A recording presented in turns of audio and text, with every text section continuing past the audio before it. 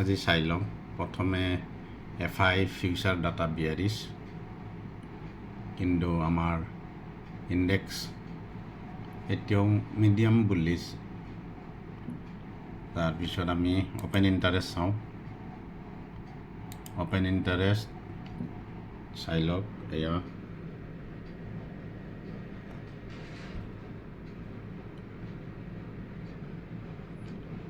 put interest put যিটো seller বাঢ়ি গৈছে গতিকে মাৰ্কেট স্লাইডলি আজি উঠিব এইটো হৈছে অপেন ইণ্টাৰেষ্টৰ ডাটা আৰু বাকী আমি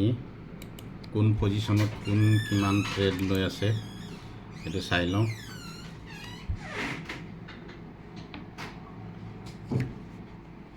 এইটো হৈছে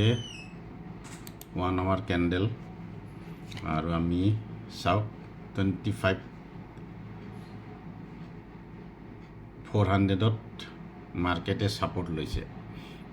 গতিকে আমি এতিয়া 10 জুলাইৰ ডাটাটো ল'ম 10 জুলাই যেহেতু 1 উইক আছে তাৰ ডাটাটো লওঁ চাওক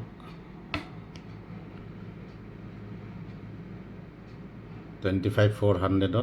পুট চেলাৰ বেছি আছে গতিকে এইটো ইনিচিয়েল ছাপোৰ্ট লৈ মাৰ্কেট হায়েষ্ট উঠিলে 25,700 উঠিব কাৰণ ইয়াত কল চেলাৰ পূৰা এক্টিভ হৈ আছে গতিকে মাৰ্কেটৰ আজি ৰেঞ্জটো হৈ গ'ল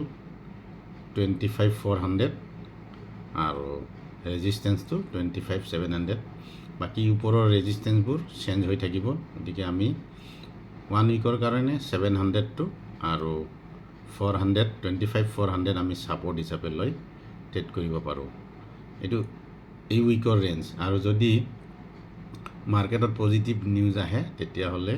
700 যদি ৰেঞ্জ ভাঙে তেতিয়া আমি ফুল্লি বুলিছ হ'ম কিন্তু যিহেতু টেৰিফৰ কাৰণে এইটো আমি কোনো ধৰণৰ মানে বুলিছ বুলি ভাবি ল'ব নোৱাৰোঁ কাৰণ টেৰিফৰ ৰিজাল্ট অহাৰ পিছতহে মাৰ্কেটৰ পজিশ্যনটো ক্লিয়াৰ হ'ব